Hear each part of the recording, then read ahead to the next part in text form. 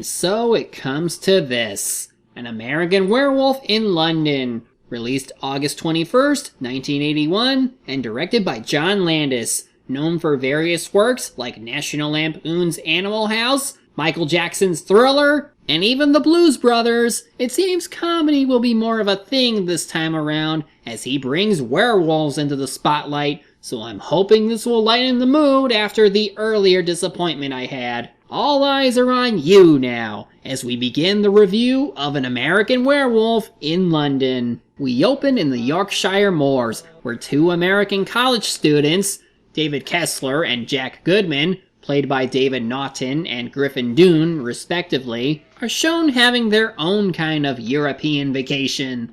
And already I'm liking these two more than most of the cast from the previous movie I saw, because they actually show some effort in developing personalities. You think she'll meet me in Rome? I think Debbie Klein's a mediocre person with a good body. There's nothing mediocre about Debbie Klein's body. She's a jerk.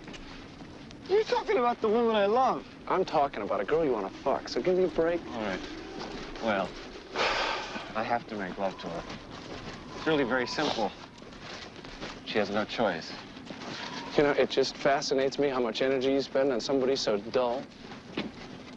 There's nothing dull about that body. Hey, they might be dumb college students who want to get laid, but at least they're the fun kind of dumb college students wanting to get laid. You know, what are you worried about Debbie Klein for anyway?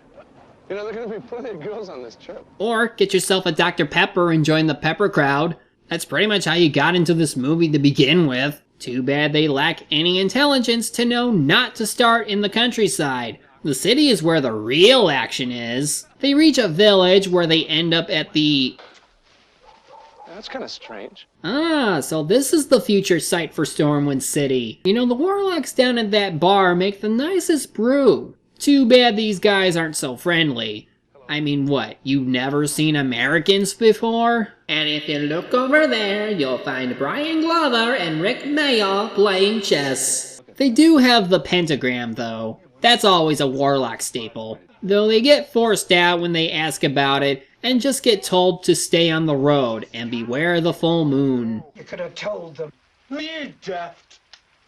And what do you think they'd say? Wonderful. They are cultists, then. Or just know what's going to happen, but are feeling bad about it. The boys keep hearing the sounds of howling and think about heading back, but get lost. Here we get the feeling someone is to die, but it's done in a comedic way that works. It's in front of us. You think it's a dog? Oh, shit. What is it? Yeah, it's a sheepdog or something. Come on, turn slowly. Let's walk away. Nice doggy. Good boy. Come on, Jack. Walk away. Walking away, yes. Here we are, walking away. Come on. Jack! What? Where are we going? I don't know. I'll tell you when we get there. Okay, because... Oh! You really scared me, you shithead. You gonna help me up or what?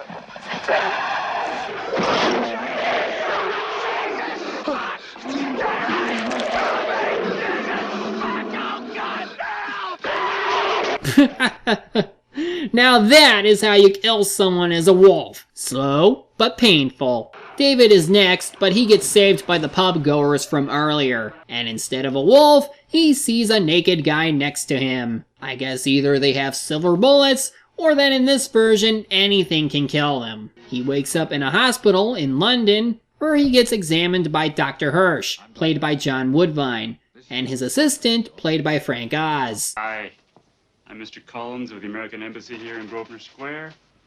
Both Mr. Goodman's parents and your parents have been notified of your injuries and everything's in order. Hold on. Where's Jack?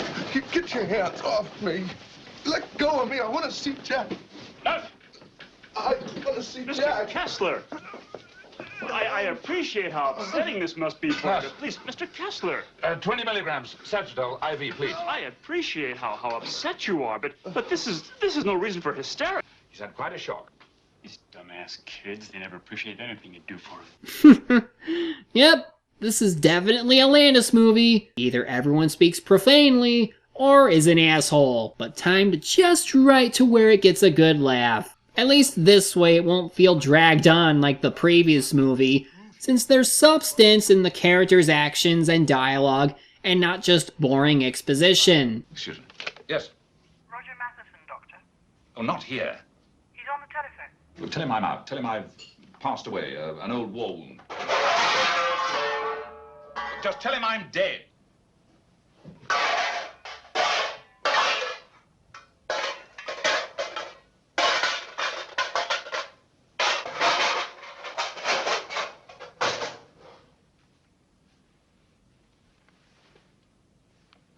As David is interviewed by the police, he insists that they were attacked by a wolf and not a lunatic, as the doctor claimed earlier. We get another instance of someone running through the woods, and now we know it's...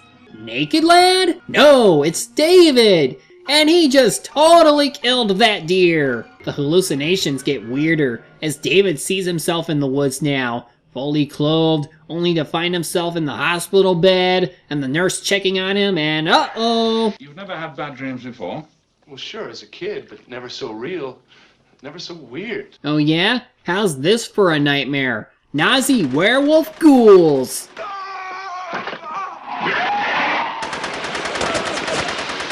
Ladies and gentlemen.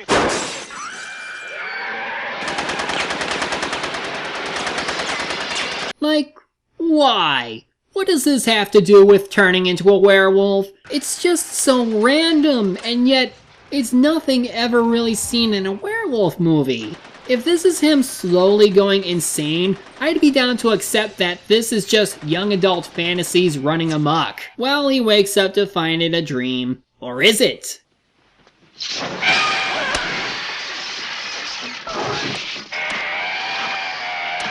Inception! Double Inception? I realize I don't look so hot, David. But I thought you'd be glad to see me. David, you're hurting my feelings. Hurting your feelings? Has it occurred to you that it might be unsettling to see you rise from the grave to visit me? Debbie Klein cried a lot. Oh, God, am I asleep now or what? So you know what she does? She's so grief-stricken. She runs to find solace in Mark Levine's bed. Mark Levine? An asshole. Life mocks me even in death. I'm going completely crazy. Oh, you were already past crazy when the Nazi werewolf ghouls showed up. Jack tells him that they were attacked by a werewolf, and now he's a zombie until the werewolf curse is destroyed. And apparently, David is the last one now, so he has to kill himself before he kills someone else. Oh, and I guess David has the hots for the nurse, named Alex by the way, since now they are kissing. He tells her about what happened, finds it weird, so she decides to accompany him after his discharge to monitor his mental health. She takes him to her place and, well... The bedroom. There's only one bed. I'll be perfectly honest with you, David. I'm not in the habit of bringing home stray young American men. I should hope not. I find you very attractive and a little bit sad. I've had 7 lovers in my life, 3 of which were one-night stands. I don't know what I'm trying to say, but... Oh god, it's Sayako from Persona 4! Telly whilst I take a shower. Well, it's a marvelous night for a moon dance with the stars up. Is this legal? Zombie Jack returns, now even more rotten than before, and reminds him that tomorrow night is the full moon. David still refuses to accept it, while Jack urges him to kill himself. Here's a thought. Why don't you just kill him? You are a zombie. That's kinda your thing. Why must killing yourself be the answer? The next day, Hearst checks out the slaughtered lamb to see if what David said was true. None of the pub goers admit to anything until eventually one guy admits to things and that something bad will happen to David if he changes. Speaking of, he ends up locking himself out of the house and starts to have other animals be fussy with him. But after getting inside, he just finds himself bored and unable to pleasure in anything. Must be that pre-moon transformation effect, and the only thing keeping the scene going is that song in the background. Well, eventually nighttime does come, and now it's time for his actual transformation.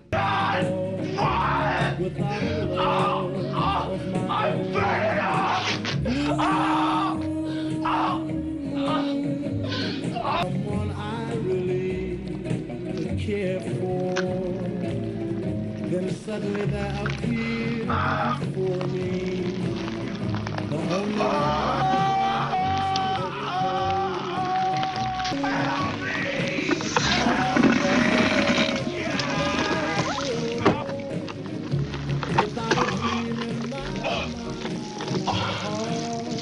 I didn't mean to call you meatloaf, Jack.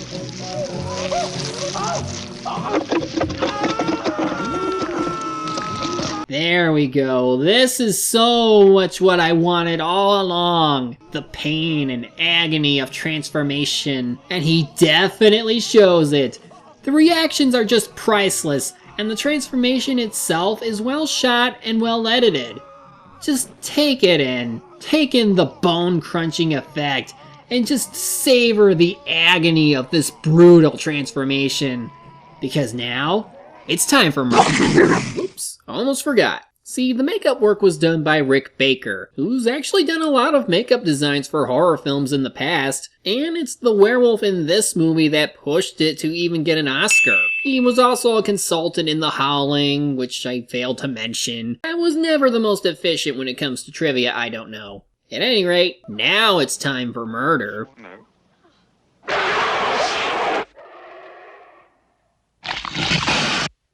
Sean, those hooligans are in the park again. Aren't you ready yet? I'll be here any minute. There's something going on out there.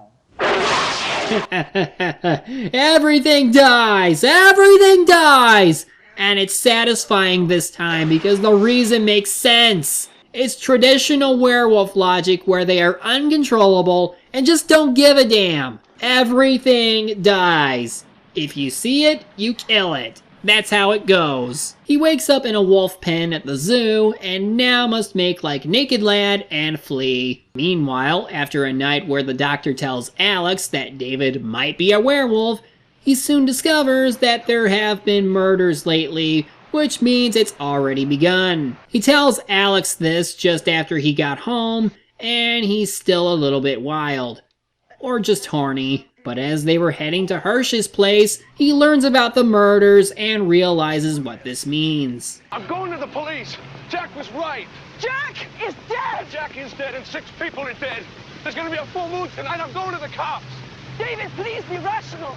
Let's go to Dr. Hirsch. Yeah, be rational, sure. I'm a fucking werewolf, for Christ's sake. Sir, I killed those people last night. You did you? He's playing a silly joke. You be quiet. We had an argument. He's being silly. I don't know this girl. All right, you two, move along, right? Come on, David. Come on, I want you to arrest me, you asshole. There's no call for that kind of language. Queen Elizabeth is a man. Prince Charles is a faggot. Winston Churchill was bullshit! Stop this disturbance, I shall arrest you. That's what I want you to do, you moron! He's very upset. His friend was killed. Will you shut up? All right, it's quite enough. Come on, about your business. Normally, I think the answer is to take you in for questioning, but I guess you being a loony means you're unable to be arrested. Once again, Zombie Jack shows up in broad daylight. How does he even get around? And leads him into this porno theater, and once again insists on getting him to kill himself. But guess what? The other victims are here too! You must take your own life. That's easy for you to say. You're already dead. No, David. Harry and I and everyone you murder are not dead. The undead. How shall I do it? Sleeping pills? Not sure enough. I could hang myself. No. No, if you did it wrong, it could be painful. You'd choke to death. So what? Let him choke. Do you mind? The man's a friend of mine. Well, he ain't no friend to me. Gentlemen. Please. The gun! I know where you can get a gun. Don't I need a silver bullet or something? Oh, be serious, would you? Madness. Oh, a gun would be good. Yes, you just put the gun to your forehead and pull the trigger. But if you put it in your mouth, you'd be sure not to miss. I like how they're taking this serious idea that the only way to end people's torment is through suicide, something that would make anyone shudder at the idea, and just make it awkward and hilarious. Mainly because it seems David is willing to do it, but there's the matter of how. Well, it seems he didn't do it fast enough as he goes through another transformation. Time for more murder!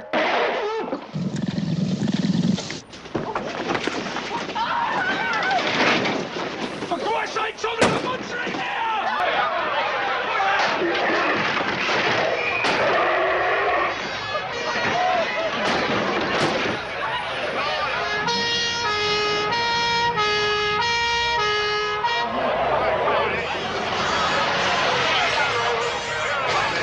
Oh, if only we had guns! Why must we officers not have guns? No, sir.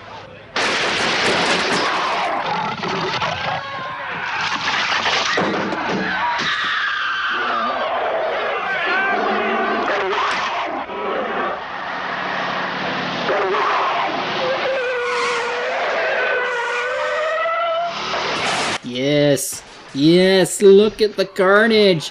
Look at it well. This is how you do it. This is how werewolf movies must be.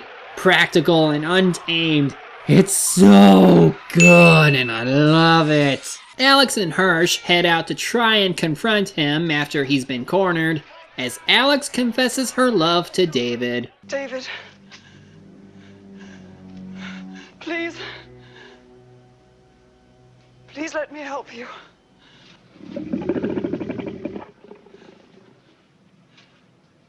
I love you, David.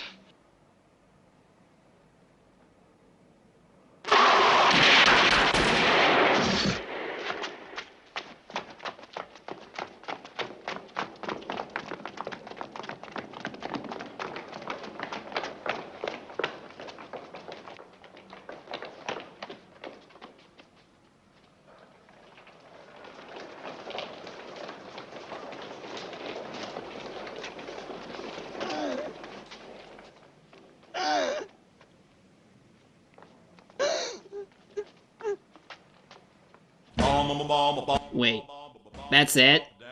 It just ends? Well, that's kinda lame. Everything was going along so nicely, and this is how they decided to end it? Abruptly? Well, then again, what else would there have been besides knowing the zombies returned to being dead? Still, despite the rather abrupt ending, I will say that this film was a lot of fun. The dialogue was a lot more lively this time around, with good characters that play off each other well to where the humor writes itself. The special effects were pretty good, and all lend itself to the cheese factor of this movie. Like The Howling, the story isn't anything overly spectacular, but it serves its purpose in wanting to be a dark comedy about a college student who becomes a werewolf, and while having moments that are played straight since it'd be difficult to make fun of, character interactions and other things help make it more engaging. If anything, it's the funniest of the three movies we've seen. While The Howling could be the scariest in terms of classic horror, while Wolfen, yeah. Above all else, this is my favorite of the three. It's a lot of fun, has good humor, good characters, and is a breath of fresh air from going 2 movies of seriousness and just go for something a bit light. I recommend this one easily. Go see it. Well then, that means we're done. 1981 Werewolf-athon is pretty much over. There's only one thing left to do this month. But how do we end off the video that just feels a bit short? I know how. Oh hey, you again. You want more screen time? No. I want you. Can we talk about... Ah! Ooh, what a nightmare. 3 movies in 1 month? That's nuts. There's no way I could have done that. Yes, wouldn't want you working to the bone. Oh,